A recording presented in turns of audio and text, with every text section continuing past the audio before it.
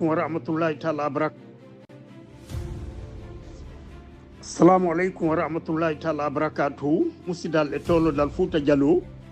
wonɓe ka plateforme tabital pulako ɗo. Hare mi wi yomi ƴettu konngol ngol bimbiɗo o kadi woda ko ɓeydodirɗen battane yewtereji waɗaɗi dow ɗo ka yimɓe woni fesude tugga hondu e mawɓe meɗen fouta djhalon halfina ɓen ka bange jokkere en ɗam. Haray ko gonga mawɓe men ɓen fouta djhalon no wondi e ŋakke aw kono on ŋakke neeɓi ka waɗi on ŋakke joni tabiti on ŋakke ko ila e misal 1958 ka cadre ɓe meɗen ɓe jamfodirno ɗon mawɓe meɗen ɓe ronki immade on tuma haɗa ɓe awa yawɗen e tallal lakke ɗum ɗon awa dictature on jooɗi hoore men juuɗe secture yaari non ha wetango hande ŋakke ɗen hewti ka tawata mawɓe meɗen fouta djhalon kamɓe tigi e misal laamu ngun no huuɓindiɓe no jooɗi hoore maɓɓe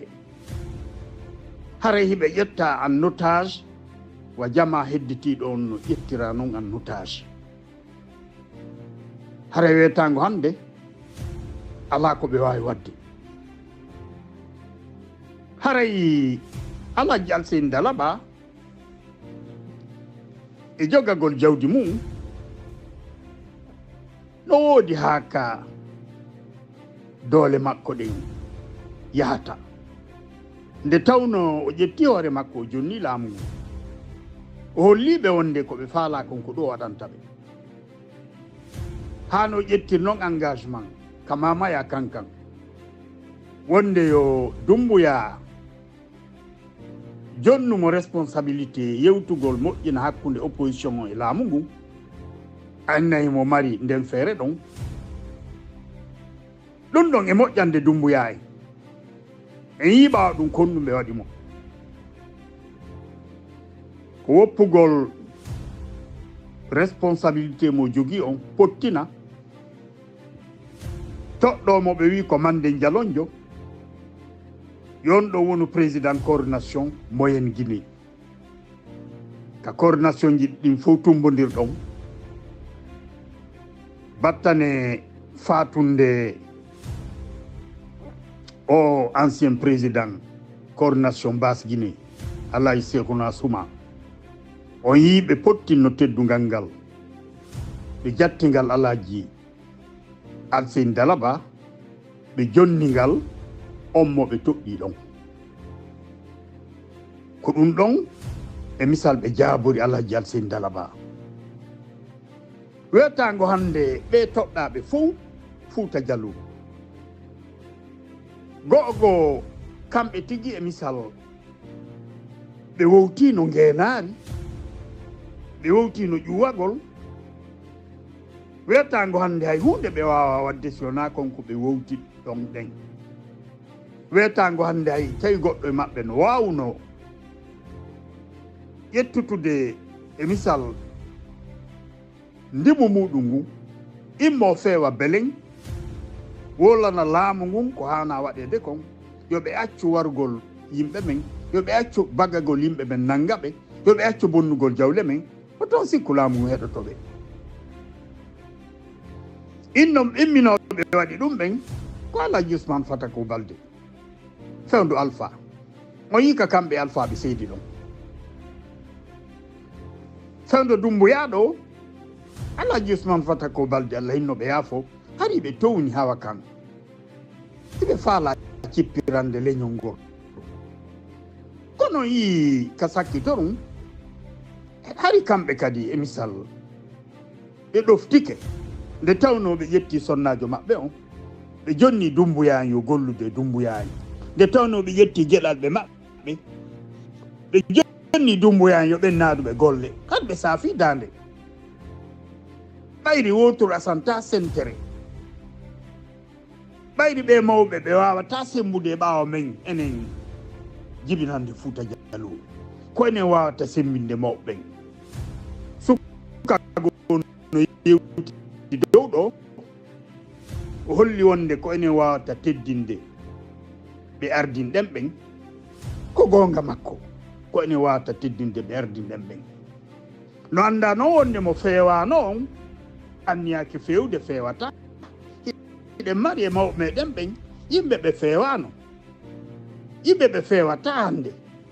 yimɓe ƴettirɓe responsabilité on hiwgol jawdi mum ma ɗaɓɓugol teddungal ngal ɓe miijiɓe heɓaani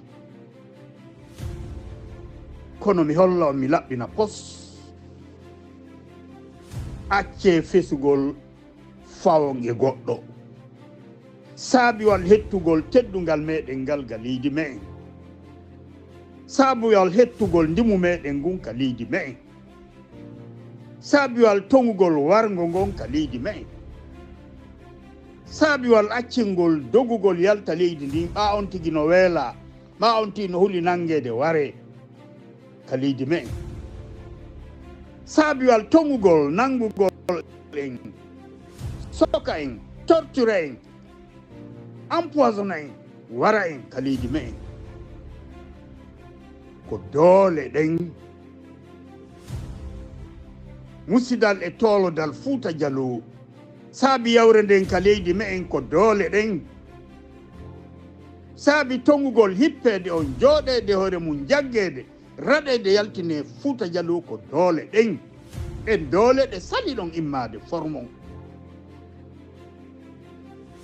wattan piɗɗo responsabilité mo e hori goɗɗo ɓeki kala on ɗon sappade hande hiɓe bonni bonnire luggude kono ka fewniɗo hande wona kamɓe feleten ha ɓe immoɓe danda en ko fewti en kon fulɓe fouta jallo iwdi fouta jallo faame Guinée ɓe faame ɓe mawɓe mara feere fewdoɗo ɓe mara feccere feere koye bonnayno ko ɓe gayni bonnude hewti ka tawtaw na kamɓe hande kadi heɗɗitoto bone on ko enen ko noon sukaɓe immoto kono ɓe mawɓe fof ɓe sittu ɗon ɗo siko no arda yara janggo ni ono ni haare ɓe wodaka haray sonja on ko onon sukaɓe accira janggo ono ni haare menen min wodaka sonja on ko ono rondotomo kono luttata ka jananiri kono wonata raɗaɓe kono wonata bonnuɓe sadakaji mawɓe meɗen ɓen kono wonata doguɓe fouta jallo ka duwa mawɓe meɗen ɓe woni ɗon lorra kanko onon fewnike ka immo ɗon accon ƴettugol fottiji ɗin ɗaɓɓon mo yowon accon hoore mon hi onon wonɓe lintude ɗi fottiji ɗo si o linti ɗon gayni ko on ɗum woni onon ko fonduɗon kon fi yaltugol e ɗum ɗo kayɗon miijo feleɓe kikalaɓe ha ɓe immo janggo ɓe ɓorto doloke mo ɓe ɓorni on ɓe ɓorno doloke piiro ɓe ara ɓe pirana on yeeso ɗi macculi ko ɗum miiji ɗon iɗo miiji ɓe immoto janggo ɓe forma délégation ɓe ara ɓe olna Dumbuya woto o présente ka élection ji yo pottito jonna laamu ngun civil jo organise élection ji ɗi o jonna laamu ngun civil jo kon ɗum miiji ɗon kon ɗum habbi ɗon on accay créygol mojoboy o mojoboy fof ko angal faale rewgol laaw rewetegol ngol ko angal faale immagol daro ko ñolere reedu ko puydal woni o créygol mojoboy ɗon andi laawgol ko on to ko immagol ɗaɓɓa cabbi ɗin dardeɓe faccodira e maɓɓe laawi ɗiɗi ala laawi tati ala kala arɗo ɗo e wardu kala arɗo ɗo e wardu ko ɗo e fallude kala arɗo ɗo e wardu ko gaño men gaño ɓuttu men on gaño ndimu men ngun ka leydi men feƴƴi wardu feƴƴi naɓa artira feƴƴi haalugol ko hombo ɓuri yewtere moƴƴere wona wowla fewna on ɗo onon wonɓe fesude ɓen immorde ga antenne ji yiltite ga antenne ji mon ton haala noon responsable mon fempiɓe ɓen e hoore mbuɗi seyibde ɗi yoɓe immoɗo ɓe huɓɓu jahannama e maɓɓe onon anduɓe ɓen wonde mbuɗi seyibde ɗin no bloquaka antenne ji mon juuɗe président ɓe mon fuufala fuuɓe ɓen yittite wiyam boye yoɓe yalti mbuɗɗin e nder ko raɓɓiɗi ɗo min huɓɓu jahannama yore maɓɓe. ɓeɓe miiji ɗon wonde bonnere maɓɓe nden ko saafugol dande jonna ɓe pushis ɓe jooɗi ɓe hoore me'en. bonnere maɓɓe nde wona ɗon haaɗi. minen no woodi njulaɓe blokuɓe huuɗi seyebde ɗin.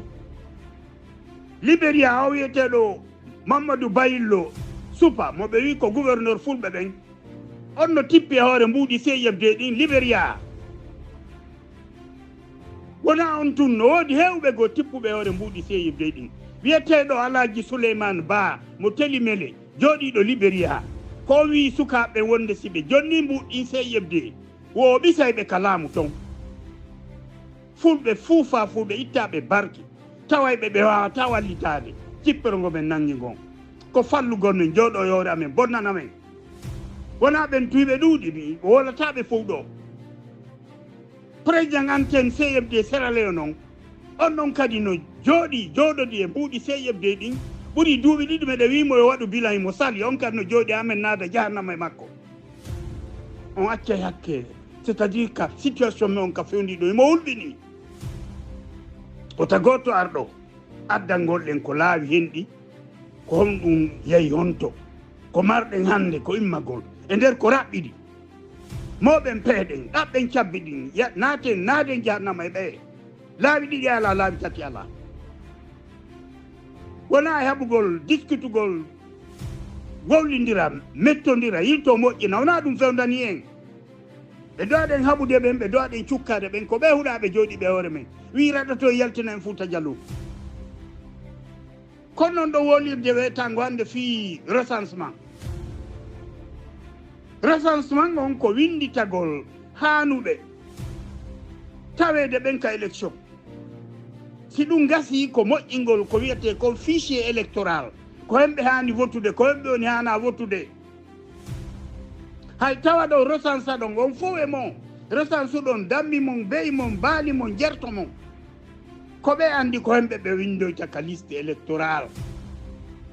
Alpha Condé en ko wonno wujjirde sellu en wonno wujjirde UFDG parti ji hedditiɗ ɗin ko moƴƴingol liste électoral o waɗa yimɓe maɓɓe tun hari ɓe recense paykoy ko siwa heɓude duuɓi votugol ɓe duuɓi sappo e ɗiɗi sappo e tati eɓe ƴetti ɗum hebbinde fichier électoral on telen kankan telen sigiri telen farana cippiro ngon fof hari ko laɓɓingol ɗum so recenside honɗo e honɗum ɓe huɗaɓe moƴƴine fichier électoral e pottina on tawetake ton hay ɓe tawni on so on voti honɗo e honɗum ɓe huɗaɓe ko kamɓe woni ka bulletin ji ɗin déposete ɗon ka urne ko kamɓe woni moƴƴinde procès verbaux ji ɗin ko kamɓe woni centralise de résultat ji ɗin ko kamɓe déclarata hommo gagni ɗo miiji ɓe huɗaɓe ittaɓe barki wonɓe e warde lancuɓe parti politique ji ɗin fese fesen ni fermi e misal presse on fermi radio privé ji ɗin no nangude yimɓe wara goto ala ka ñaawede goto ala ka jugede ɓe wawɓe hendade mawɗo jooma nayyi wujjanaɗo nayyi capanɗe nayyi soka mo accita wuyɓe ɓen ɓe wawɓe immade yaha nangoya felluɗo piyoyil wongil arde yewa ɗinguira makko on o fellingil ɓangil lubbanimo ñaawa on ɗon ittinamo soka mo ɓen wonɓe immade wetango hande ya mooɓa kohoɓe Fouta Djhalon naɓa ɓe joɗɗina ɓe ñaawa ɓe sokawoɓe maɓɓe fiiɓe sali juulde ñande pusisɓe ɓe winde yo juule ko ɓen habbi ɗon ɓen moƴƴimɓe armé maninka ka tawta dumbuya etike taw hara ko maninka tu won ɗon e on ɗon armé moƴƴinanaka goto sona onon remoɓe ɓen onon julotoɓe ɓen onon sañeɓe ɓen onon tafayɓe ɓen Fouta Djhalon ko yon wonu maccuɓe maɓɓe horɓe maɓɓe faame ɗum acce faamon ɗum mo goo on wariri men bone ñanda kon nu haɗi faamon kon nu jooɗi ɗon ko hen ɗum jooɗi ɗon kon nu habbi ɗon ɓe on ɓe wadden ɗon foy ɗon miiji ɓen waɗa élection ɓe jonna e laamu ngu siɗo gaynayno goɗɗum Mamadi Doumbouya en ilandema 31 décembre 2024 ɓe duwano ka wowlude la Guinée ɓe duwano ka wowlude la Guinée ilandema 31 décembre 2024 adna Allah fof no andi wonde hande kadi délai hettanoɗo o feƴƴi gogo wona fotanaɓe jooɗi ko arɓe wari yimɓe jooɗi ɓe jokki wargol ila on tuma heɓandema ɗo ɓe fitti ko wiyano démocratie ga leydi men ɓe pottini ko dictature bandiyagal ɓe jooɗori hoore men ɓe ko rebel ɓe drogueur ɓe jooɗi hoore men ɓe jooɗi ke hoore men no ha Allah waɗi délai moɓe fiction kamɓe tigi ɓe huɗori kamil on ɓe huuɗi yeeso adna Allah on fof on délai hewti o feƴƴi konno jooɗi ɗon ko ɓen ɗon habbi ɗo organise élection ko ɓen organisata recensement kon ɗum habbi ɗon allahu akbar kabiru a jima aɗen kadi o jaasu ha hewta nokku goo onon kakaraji fouta djhalon se lutti en temedere bawgal Allah en dartoto ko enen wodani waɗugol saria e ndi leydi ko enen wodani ƴettugol koye puloyi naafiqi faasiqiyoyi hawku koye ndimu mum waɗa ɓe ligne ko enen wodani hendagol ɓe dictateur ɓe fuufala fuuɓe waɗa ɓe ga place maɓɓe ka leydi men ko enen wodani waɗugol saria ka leydi men siɗen faala hoɗude fouta djhalon ka mawɓe meɗen ɓe acci en ɗon sen faala ka mayde nder hersa tawa en jahannama no habbi en ko enen immoto ko enen wonata lekki ɗi moneji ɗi moƴƴiti moneji ka leydi men ko enen wona goto a hewti ka immoɗen sele felindirgol sele felugol goɗɗo fele hoore mon kala faalaɗo ontude hunduko mum wiya ko kaari o landi hoore makko kanko konɗu o waɗi fiye yaltoe o situation kanko konɗu o waɗi hara goto aral ɗo e wigol men alaji sellu ko ni ma ko ni mo kanko ton wiyemo yo immo o waɗa jinjil ka ɓernde makko wiyemo yo immo o waɗa hoore makko datto dadorgol ɓiɗɗo gorko fewnike ɗon fewnike kawnti daroto o wuura ma o maaya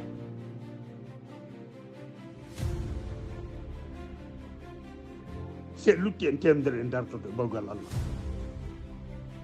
kono fewnike ko wolte kon fof wolama yo Allah no ballo men